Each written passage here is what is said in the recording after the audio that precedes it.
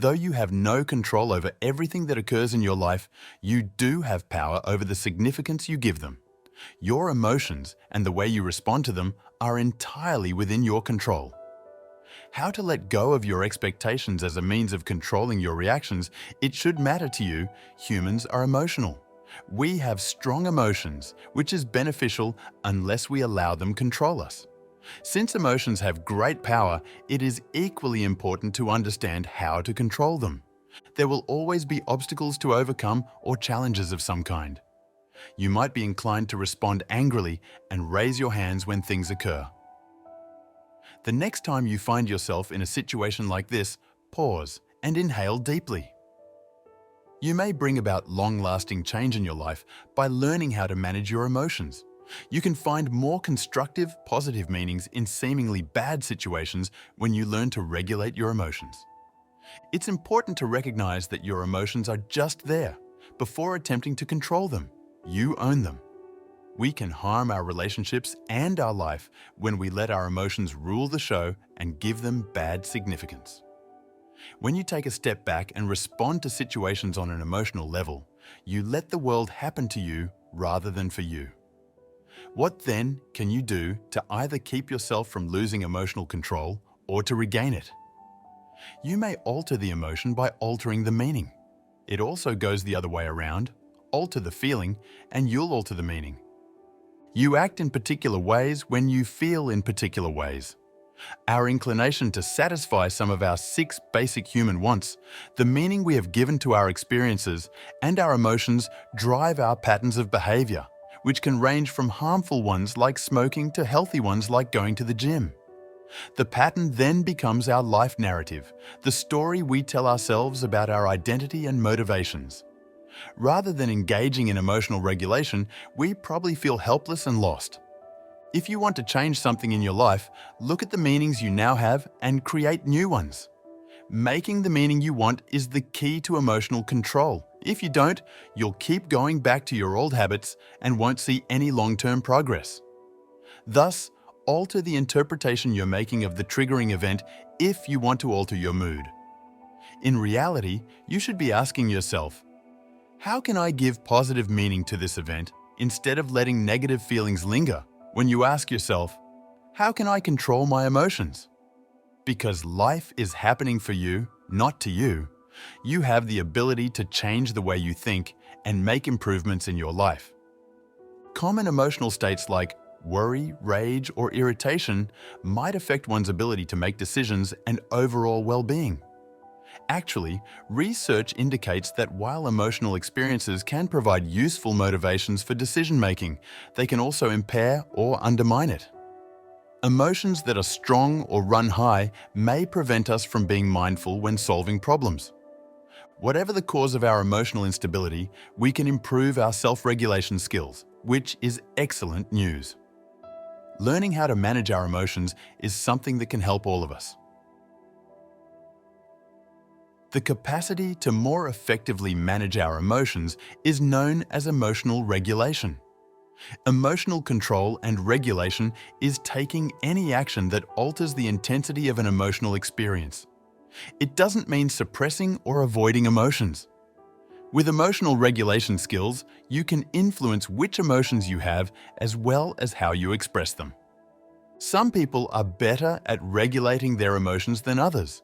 They are high in emotional intelligence and are aware of both their internal experiences and the feelings of others. While it may seem like they're just naturally calm, these people experience negative feelings too. They've just developed coping strategies that allow them to self-regulate difficult emotions. You pause to acknowledge your feelings when you respond to your emotions. Stop when you feel the feeling increasing in your body. Get better at responding deliberately as opposed to reacting hastily. You have the opportunity to communicate your feelings and express yourself more effectively with this small deed. When we know how to control ourselves, we may more closely adhere to our ideals. We have the ability to rise to problems head-on, see them as opportunities, persevere through hardships, and take command of our own life. You can help others understand you better if you take the time to consider what you will say and adjust it based on how you are feeling at the time. We experience wrath, fear, and distrust on a daily or weekly basis. These feelings are a natural reaction to both our internal and external environments. Your adrenal glands release cortisol into your bloodstream when your body senses stress. This may cause you to get upset, annoyed, or nervous. It can take up to 26 hours after an emotional or stressful event for cortisol to stop coursing through our brains and jumbling our thoughts. To divert yourself, try taking a stroll, practicing meditation, or changing up the task you are working on. Your system will be revitalized as a result, allowing you to think more clearly and experience fewer powerful emotions.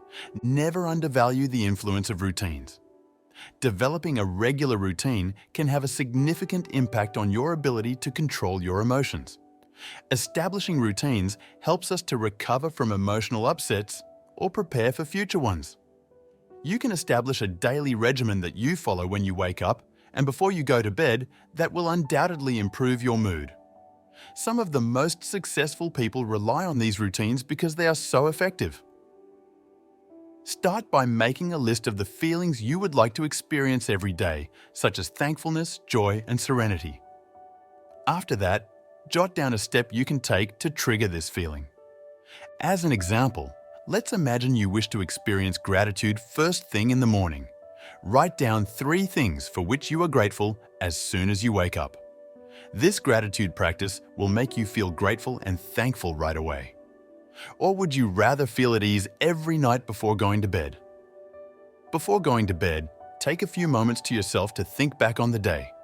You'll be better able to take action to fulfill these emotions and regain control over your emotions if you know how you want to feel every day. Additionally, you can find actual calm in the present moment by practicing mindfulness and meditation. You could picture yourself sitting in a calm area with your legs crossed and your eyes closed when you think of meditation. There are alternative techniques to meditate, even though this one offers great advantages for the body, mind, and spirit. Free breathing is the main focus of mindful walking meditation, in contrast to other types of mindfulness and meditation. There is no greater feeling than taking in all that life has to give in its splendor than going outside into the great outdoors. Because it can be difficult for some people to remain motionless for extended periods of time, or even just a few moments, mindful walking is a really useful technique.